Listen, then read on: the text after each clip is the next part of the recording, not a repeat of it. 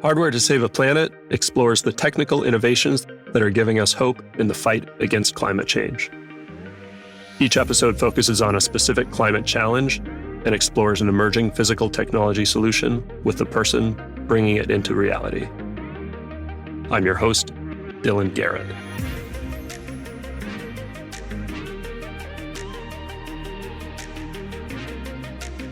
Hello and welcome to Hardware to Save a Planet. I'm very excited to be here with Julian Turecek, the CEO of AspiraDAC. We'll be talking about direct air capture, or DAC, which is the process of removing CO2 directly from atmospheric air. DAC is seen as one of the most promising approaches to carbon removal because of the technology readiness level, the ease of monitoring and verifying the process, and when the captured CO2 is stored underground, the confidence in how durably it is removed. But DAC is also a very energy-hungry process, and the industry faces some massive challenges in getting to target scales and price points that experts believe we need to hit. I really like AspiraDAC's approach to addressing those challenges. They use metal organic frameworks, or MOFs, as the absorbent. And I'm hoping, Julian, you can tell us a bit about what that means. And they're the only system I'm aware of that has the energy supply integrated alongside the capture technology.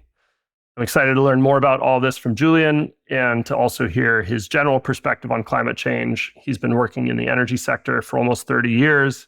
He's managed a Cleantech venture capital fund and has deep expertise in carbon markets. He's also my first guest from Australia. So welcome, Julian. It's really an honor to have you. Thanks for joining. Thanks for inviting me, Dylan. It's great to be on your podcast.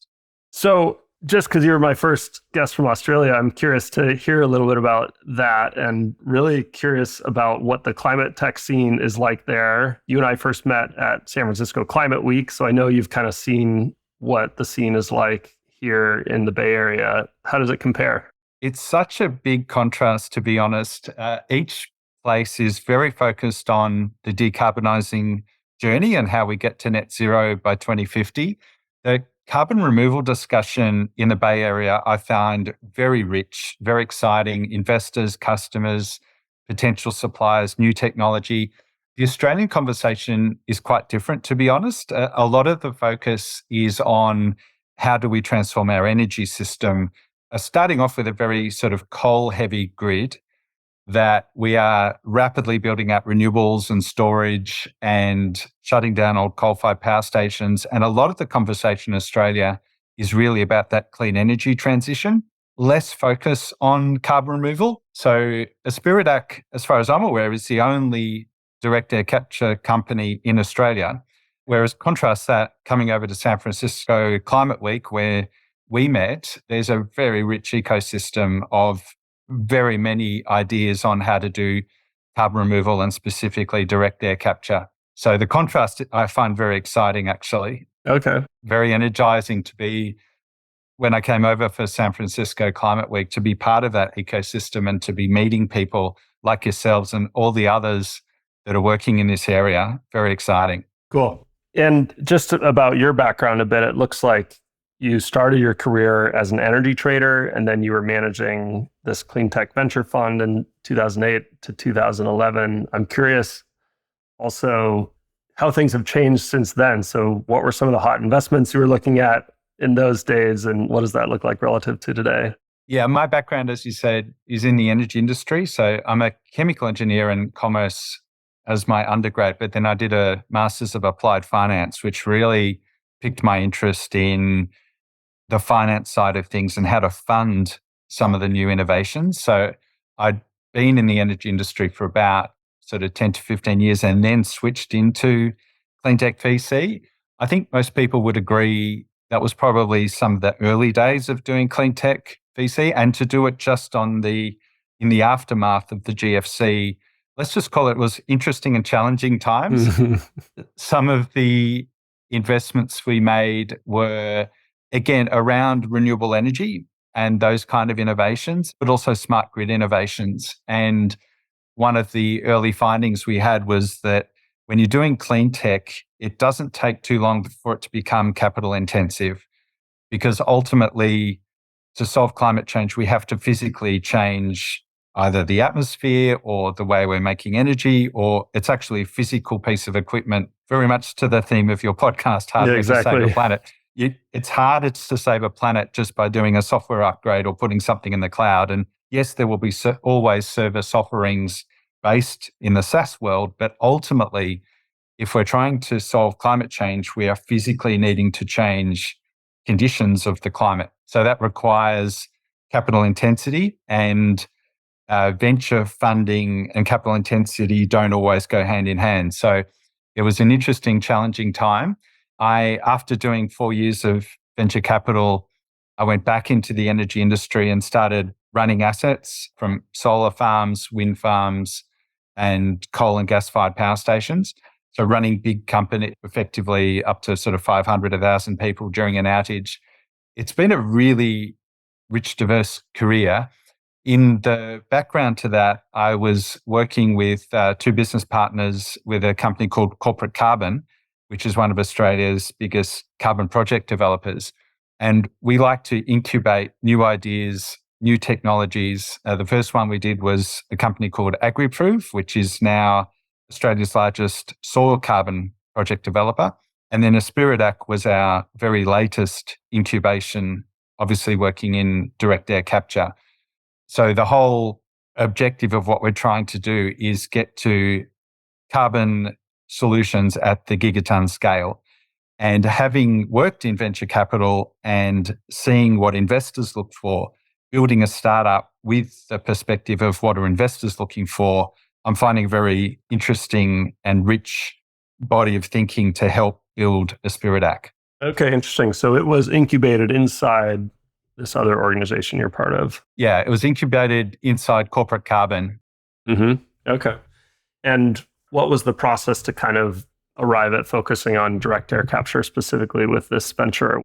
It was actually an interesting insight thinking about what are all the potential carbon solutions to get to a net zero by 2050 world, and what is that supply curve? What is the marginal abatement curve that meets that objective? And we were very conscious that we were positioned at the low cost end of the scale of that curve with things like soil carbon, reforestation, and human induced regeneration, those kind of activities. It was very clear to us that direct air capture and carbon removal is at the other end. It's at the high cost end of the scale, but with potential for the cost to come down. So we feel like strategically we were bridging both ends of that marginal cost curve, knowing that there's not much that can be more expensive than direct air capture. So if the challenge is, let's start there and see how we can bring down the cost, that could almost be the market setting price of carbon removal and carbon action towards 2050. So that was kind of the strategic thought. We also Corporate Carbon applied for a federal government grant under the Carbon Capture Utilisation and Storage Development Fund in 2021. And we were successful in being awarded 4 million Australian, so $3 million to actually do a direct air capture project with permanent storage in Australia and demonstrate that technology and that sort of end-to-end link up. So that's where it all started. And one of the first things we did was a global technology review, looking around the world at everyone that's doing anything in direct air capture. And we started working with a technology that we found here in Australia, which is that solar-powered, modular, MOF-based technology. And that's when we started working on that and actually making it real and bringing it into the market. So somebody was already working on that solar-powered, MOF-based modular technology? That's right. It was relatively early stage, but we liked what they were doing and we secured an exclusive license for that technology and then started working collaboratively to bring it to life. Okay, cool. Is Australia a good place for DAC? I mean, I know DAC kind of depends on good storage geology and access to renewables and all of that. How does Australia look as a site for DAC? It actually looks really, really, really good. So doing solar-powered direct air capture, we obviously need land for the energy capture field. We need sun for the fuel supply of the solar, and we need storage. And Australia's, you won't be surprised to hear, blessed with lots of land, lots of sun, and actually lots of storage sites. So when I say lots of land, a lot of Australia is obviously desert. Where we're operating is in places where there's no real other use for the land. So that's ideal for a renewable energy field. And because we're solar powered and effectively off the grid, we can go to exactly where the storage site is. So we don't need to connect to a grid. We can just locate ourselves pretty much on top of the storage site. And we've located our first project at the site of the first gas storage license for CO2 permanent removal in the middle of Australia. But there are lots of other places around Australia where there's strong potential for permanent storage, either in depleted oil and gas reservoirs or deep saline aquifers. And so there's a large number of potential storage reservoirs around the country, both onshore and offshore. So that makes it a really exciting place to be. And we're contrasting with, obviously in the US, you've got Class 6 permitting, and there's a large number of companies trying to get access to, I suppose at the moment, a small number of wells. It feels like it's the opposite. We've flipped that in Australia. Yeah, I was thinking about that. Yeah. Obviously in the US, with the Inflation Reduction Act and the direct subsidies, that makes it a very interesting place to do business for US companies in the US with that strong support. We don't have the same policy framework here in Australia. So that's, I suppose, the other side of the coin.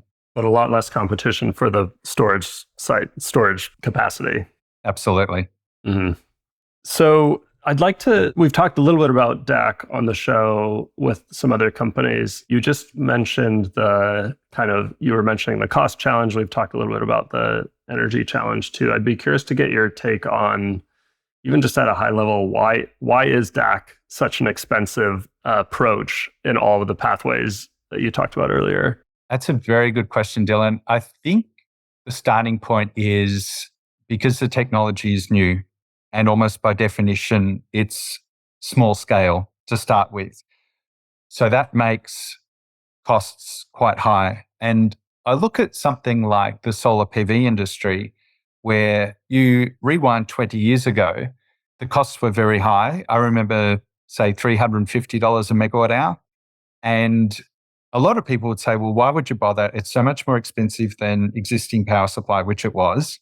But people could see the potential of it and could see how it could come down in cost. So 2 decades later, now we're at $35 a megawatt hour, and we've got effectively the cheapest kind of power in the world from solar. That's not what it looked like 20 years ago. Now, obviously, following the DAC cost curve down will be slightly different from following the solar PV cost down. But for us, using the modular approach, I think we can leverage the ideas of solar PV and maybe even also the automotive industry to say costs can come down through global deployment and large-scale manufacture. So we think that there's a possibility of direct air capture following the same path as, say, the solar PV industry. But generically, if you just take a step back and look at what everyone's doing in DAC, obviously costs come down the bigger you get. So when you're at 1,000 tonne a year versus 20,000 tonne a year versus 1 million tonnes per year, as you go up that volume curve, the costs will come down because you're spreading you're getting the economies of scale by increasing the size.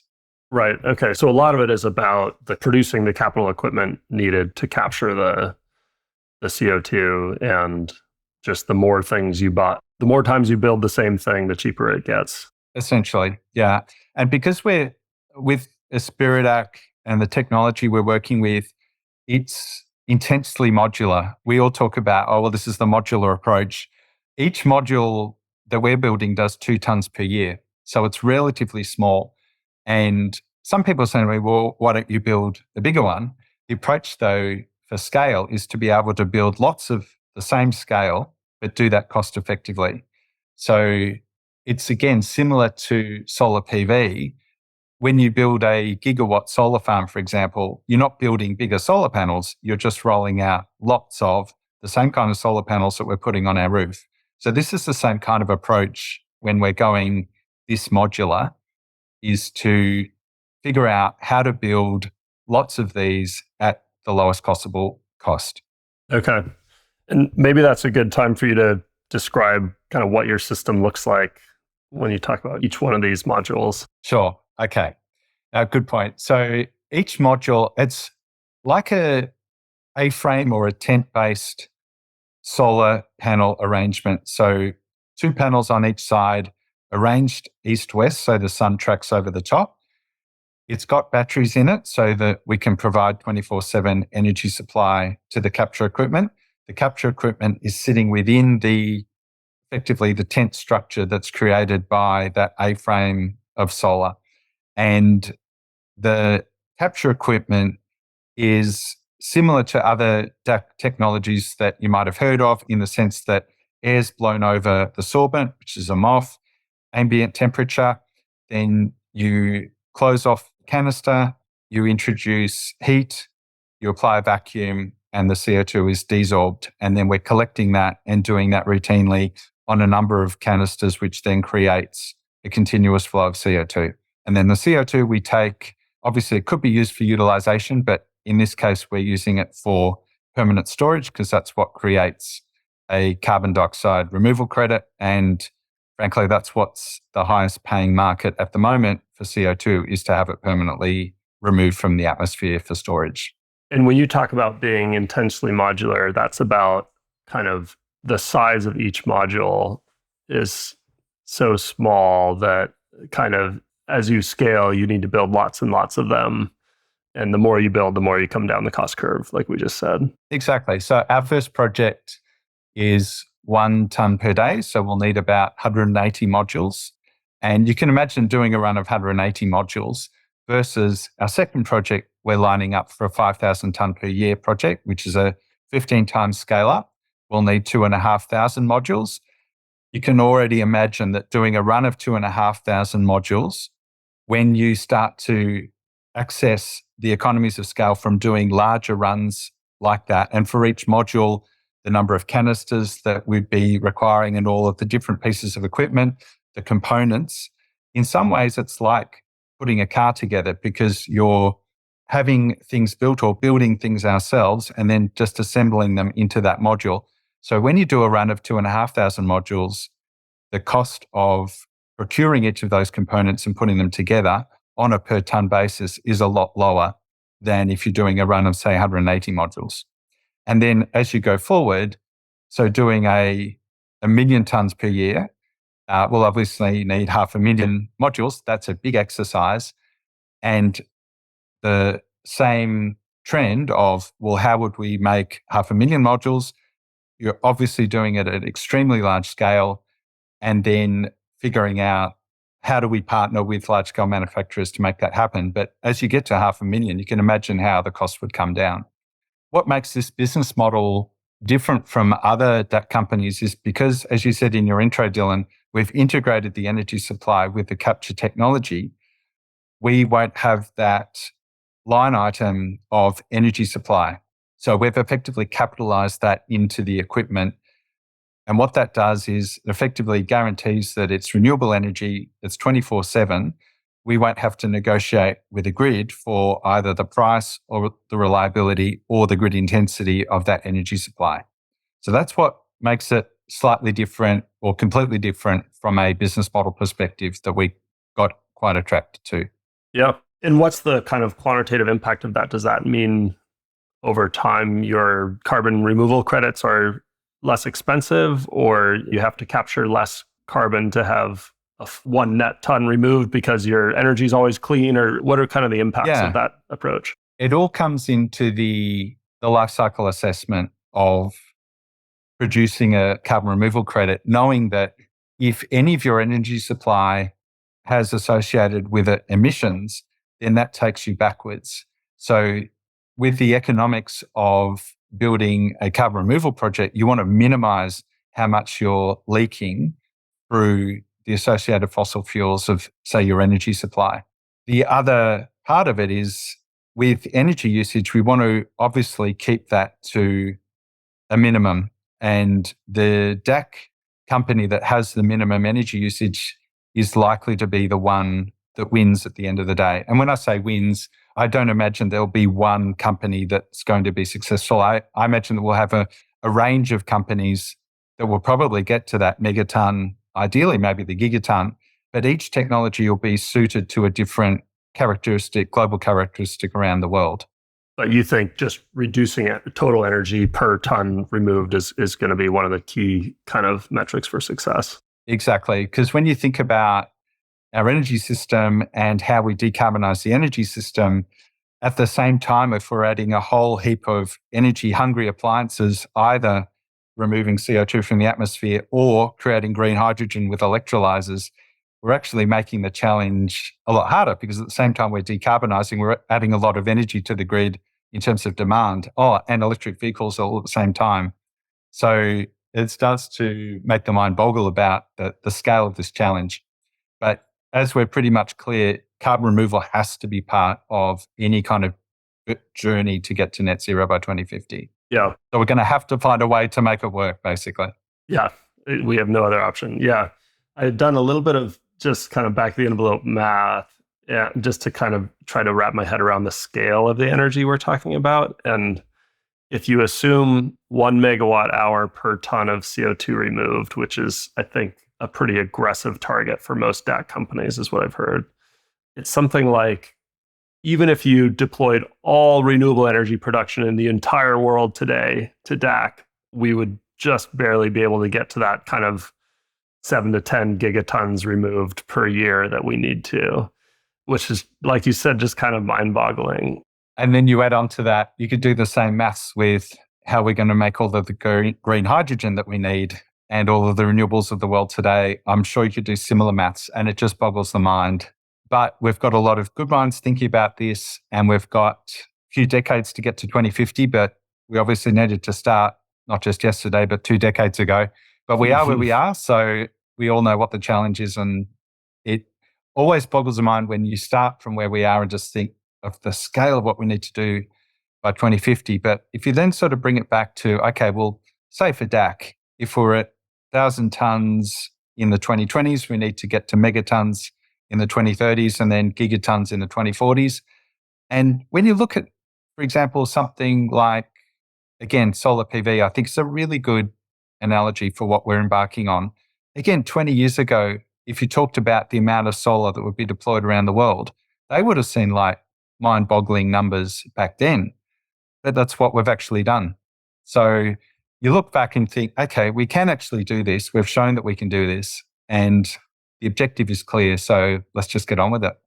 And I like your approach. You're scaling the energy supply as you're scaling carbon removal. It's just kind of inherently built into what you're doing, which makes a lot of sense. One question I had about that, though, so what's the advantage of physically building the PV cells into your structure, into your systems, as opposed to kind of, you could imagine with every project, you build a set of solar panels over here, and then you have your capture equipment over here. What's the advantage of having them really integrated the way you've done it? Yeah. To start with, it's about that business model of not being just another DAC company that's looking for renewable energy grid supply. So I think it's a great way of demonstrating the technology and starting off that way. It might not be that at all scales that this is the best way to do it, but we'd be open to looking at, okay, well, maybe there's a different kind of technology configuration that then does tap into a solar PV with batteries.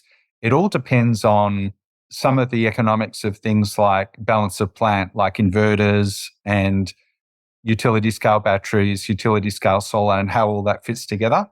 So with this kind of technology, we could go the other way and we could end up making it look like other DAC companies that need to either connect to a grid or to connect to a dedicated solar or wind supply.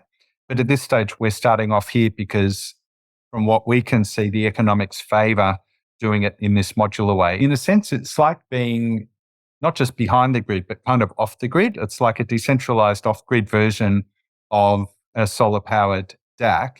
And anything that's kind of decentralized off the grid, you start by avoiding all of the network costs. So no transmission, no steel in the ground, no distribution systems, no inverters, all of that just goes away. We're just basically building a DC machine, so the energy goes directly into the equipment that's needing it. So at least at this scale, it makes a lot of sense. It might be that down the track, as the techno-economics of things like solar, batteries, inverters, grid transmission, as all of that changes, it might change the configuration. But what we'll always be trying to do is figure out, okay, what's the least cost way for any given scale of providing carbon removal? Yeah, and you said it before, but just the benefit of knowing all your energy is clean all the time for your LCA. The other little math I did before talking to you, just because I was curious, is I looked at the average CO2 emitted per megawatt hour of electricity produced in the US at least is 0.8 tons of CO2. So you can imagine if your capture 1 ton of CO2 with DAC takes 1 megawatt hour of electricity in the US, the average, if you're just kind of pulling off the average grid in the US at least, you're emitting 0.8 tons of CO2 to capture that one, which kind of defeats the purpose. So you're effectively just sending CO2 around in circles, which is, exactly. is not really it's not really carbon removal. I didn't know it was that high in the US. We in Australia are around sort of 0.7, 0.8. I always thought that the US was lower because it had more natural gas in the system and maybe some nuclear as well. Whereas Australia's starting off as quite a coal-heavy grid, but we've started retiring coal. So we're on a downward trajectory on grid intensity. But finding that 24/7 renewable energy supply is quite tricky. And again, with solar, I don't think it's good enough just to say, if you're a DAC company, we've got a power purchase agreement with a solar farm, because then overnight, if you're on the grid, you are chugging coal or gas or fossil fuel. And again, you're sending CO2 around in circles. So what the solar powered module arrangement does to start with, like you said, is just guarantees that we are 100% renewable energy, no questions asked. We're not even connected to a grid. And also not being connected to a grid also gives us locational flexibility, because again, we can go directly to the storage site and minimize any kind of transport cost. Whereas if you have to tether to the grid, it minimizes how many places you can go, or increases, you're either going to have to build a CO2 pipe or transmission infrastructure. And that comes at cost. Yep, that makes a lot of sense. And then what about the MOF as the absorbent? I'd be curious to hear more about why is that an important part of your system? Yeah, that's a really good question. So MOFs, metal organic frameworks, it's a relatively new area of science, and there are many, many MOFs around the world. And effectively what they are, for those listeners that haven't come across them before, it's a nanoporous, designed effectively like a molecular sponge. So a specifically designed material. It has enormous surface area per gram. So if it's something that you want to contact with air, the surface area is just huge. So that's what gives it the concept that it would be an ideal material to capture CO2 from the air.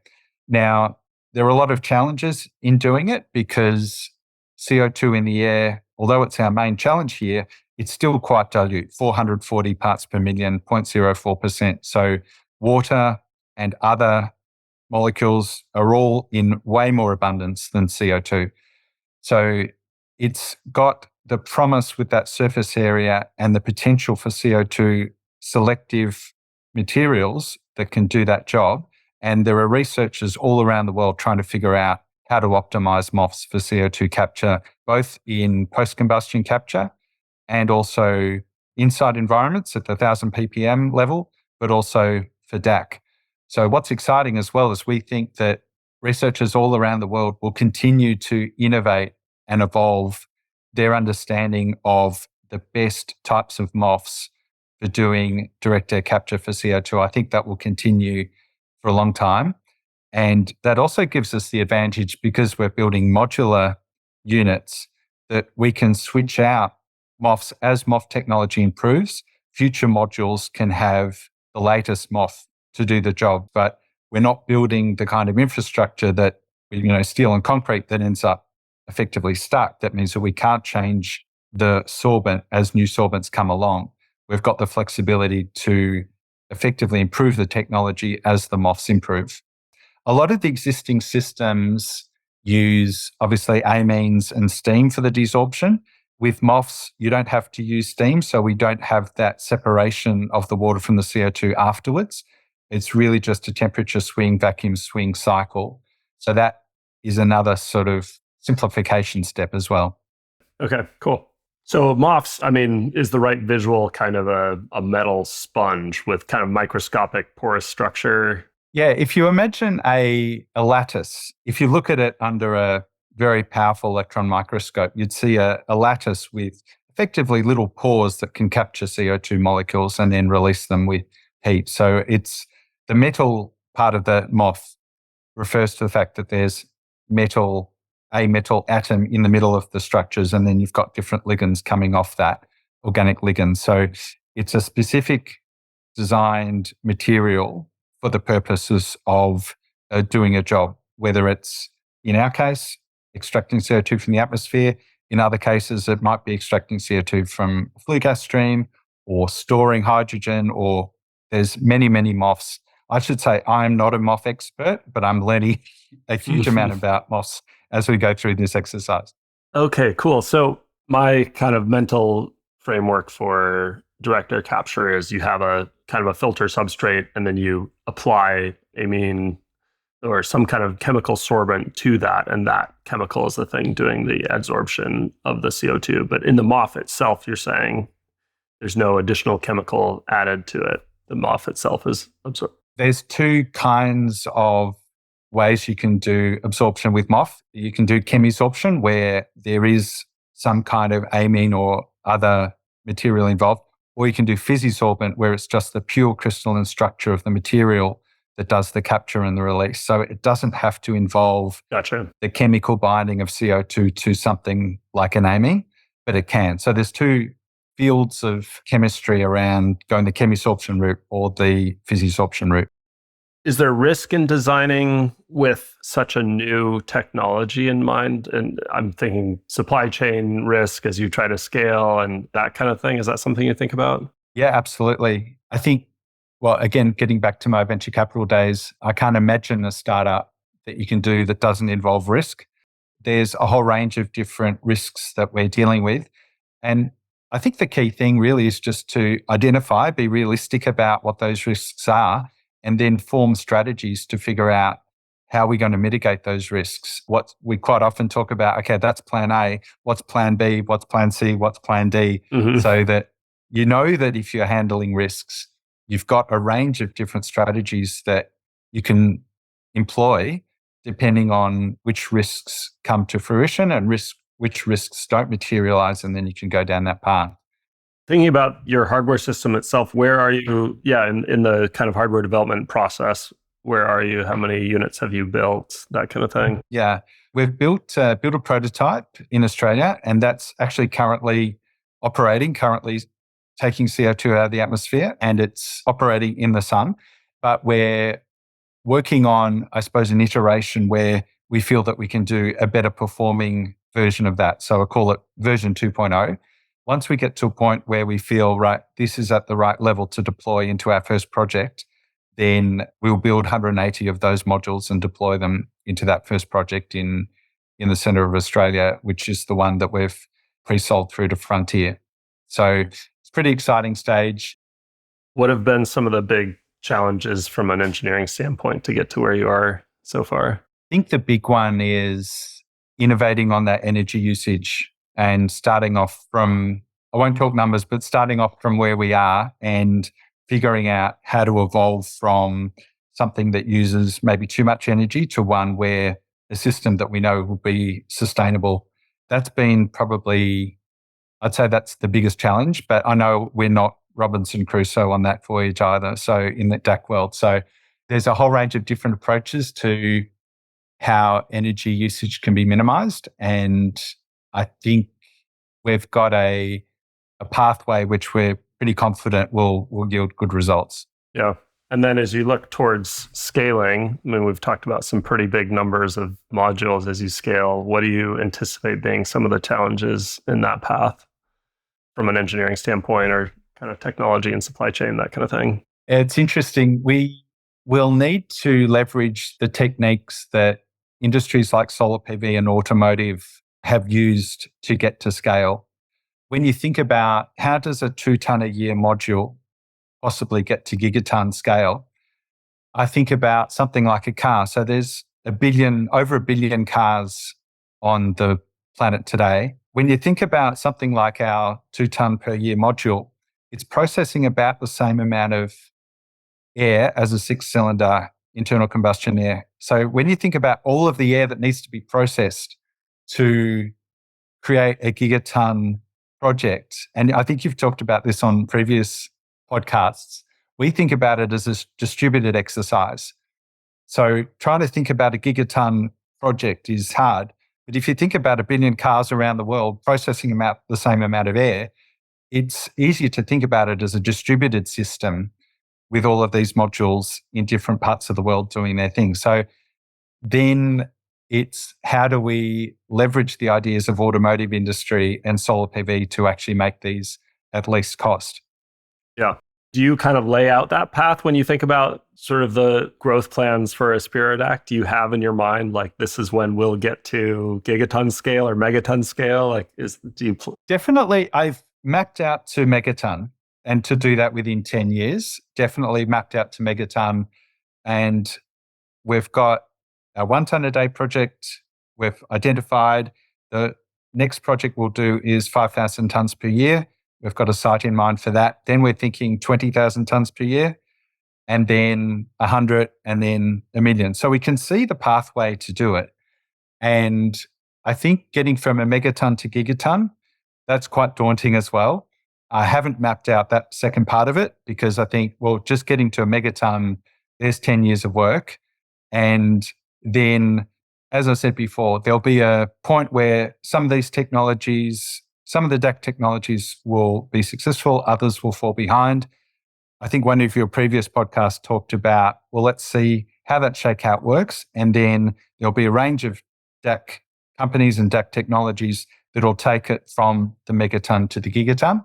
We're hoping to be one of those ones. We think that our approach is sufficiently differentiated to give it an opportunity in some specific areas around the world where those combinations of land, sun, and storage exist. And there's quite a few places. Obviously, we talked about Australia. We are talking to folks in the US about projects. We're also been invited to sort of have a chat with guys in Middle East and India and other places. So that's kind of exciting. You can start to see how a megaton can start to go to gigaton as you think, okay, well, here's what a 1 million ton a year project looks like. And then, okay, how do we get to doing 1,000 of those? And then the other target people talk about is $100 per ton. Do you feel like that's achievable? I think it is. I can see a pathway to that because it requires a certain amount of cost reduction per scale up. And it requires that we get to relatively cheap dollar per module construction costs by the time we're at 1 million tons per year. But it's not out of the realm of possibilities. It's within the kind of scale up metrics that we saw happen with solar PV. So I can see a pathway to $100 a ton by the time we get to 1 million tons per year. Awesome. I love your vision. I'd love to ask you the 3 last questions that I ask everybody. The first is, how optimistic about the future of our planet are you, and why?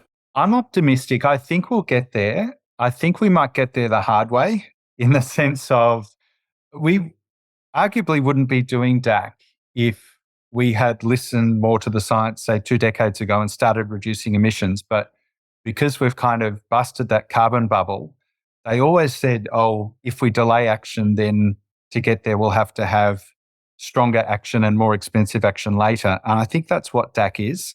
Direct air capture represents the fact that we're now playing catch up because we didn't do what we arguably should have done 2 decades ago when the science was pretty clear, and now it's even more clear. But I'm optimistic because of this level of ingenuity and the amount of people dedicating their lives to solve this problem. And also, I think because it's an imperative.